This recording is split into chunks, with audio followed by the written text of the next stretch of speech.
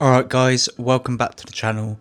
In this video we're going to be building a budget gaming PC for around £400, and honestly for this price it's going to perform insane. Without further ado, let's get on with the PC build. For the motherboard we went with the Machinist B450. It's a very basic board but does the job and only cost us £35.64 from AliExpress. For the CPU we went with the Ryzen 5 5600. Originally we were going to use a 3600 and a stock cooler that we got for £53, but after re-evaluating I realised we could fit a 5600 within the budget, which will perform slightly better and hopefully lead to an easier flip. We paid £64.87 for the CPU. And for the RAM we went with a 16GB kit of Lexa for DDR4, clocked at 3600 MHz. We purchased this brand new for £33.99. Alternatively, you can pick up some RAM second hand, but to match the white build I decided to just buy this kit instead.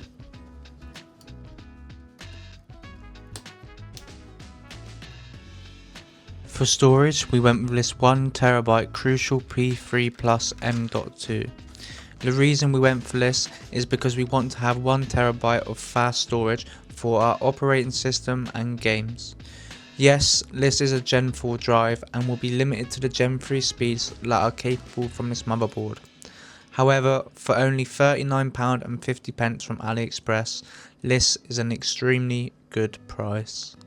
For our cooler we went with this Johnsbow CR1400 Evo. Now I got a really good deal for this, coming in at only £10.06.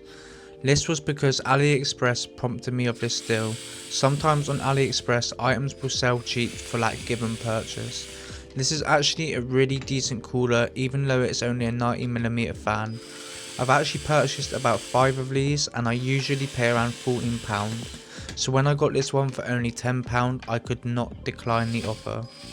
Not only does it perform good, but once you've got the RGB all synced up it looks really good as well. So I do highly recommend this cooler if you're looking for one on AliExpress.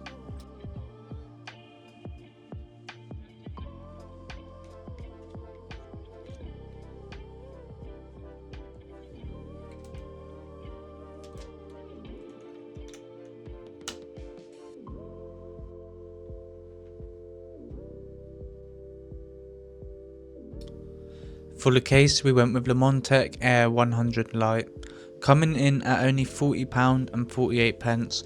This is a great budget option. Not only does it look nice, but it doesn't look as cheap as some of the budget cases we've used in the past. Now originally I was waiting for a Dark Flash C75P micro ATX case from AliExpress and I knew it would take about a month to come, but it actually took over 6 weeks until it arrived, and in the meantime I ended up getting this case because I didn't know how much longer I'd have to wait for the other one.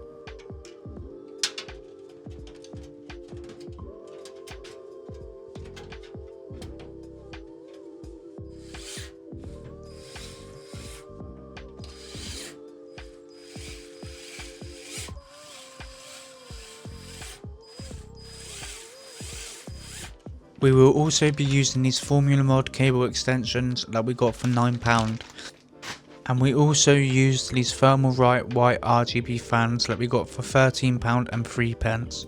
And to power this PC we'll be using this Vida Lite 650W unit that we only picked up for £16. Now this will do the job for this build, but if you're trying to replicate this build yourself, I do advise to spend a little bit more on a good power supply.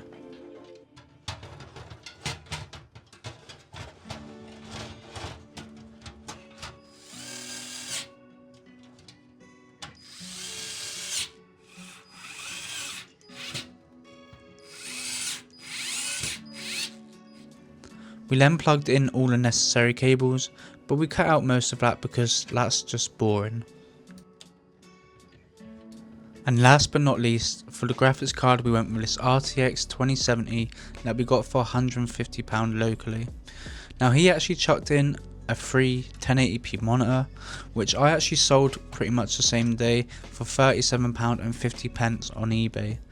This actually means that realistically, even though we did pay £150, we actually got this graphics card for around £113. But of course, because this is not something that can happen to everyone, I will be including the full price for this card.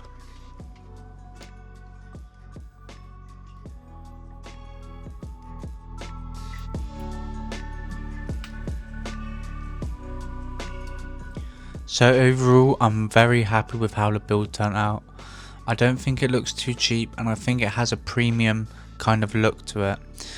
And let's just hope that it performs as good as it looks. So let's get on and benchmark some games.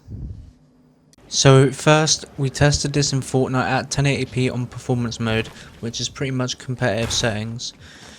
And within this game, this PC certainly did not struggle.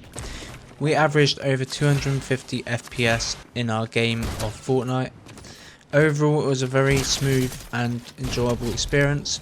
So if you're looking to build a budget gaming PC at around this price point for a game like Fortnite, it's very doable even for high refresh rates. Next, we played Marvel Rivals at high settings with no upscaling, and we averaged over 110 FPS, which I think is pretty good for this PC.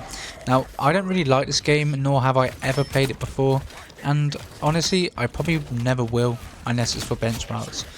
But either way, it actually ran really good on this PC.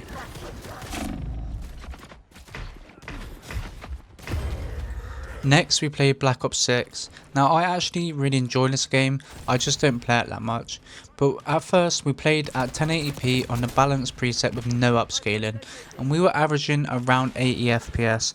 Unfortunately, River Tuner statistics was not opening on this game, so we had to use the in-game benchmark. And we kind of used our own custom settings, which is high textures and everything else on low or off. We were seeing over 120 FPS, and I was actually quite surprised at how good the game looked even with the upscaling. But either way, I think if you want to play Call of Duty on this PC, enabling upscaling like DLSS or FSR 3.0 is something you should probably think about doing, just so you can reach them double-digit FPS numbers.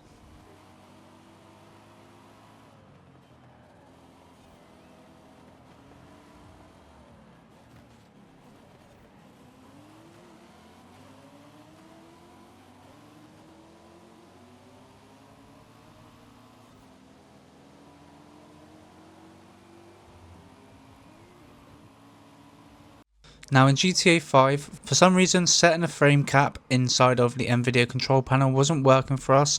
That was causing us to have a lot of stutters due to GTA 5 not really running that great at over 120 FPS. But even with all the settings on very high, we seen over 150 to 170 FPS, and our average being around 160. But overall, I think this PC looks and performs really good. Please let me know in the comments what you think of this PC. And anyway, I'll see you all in the next one.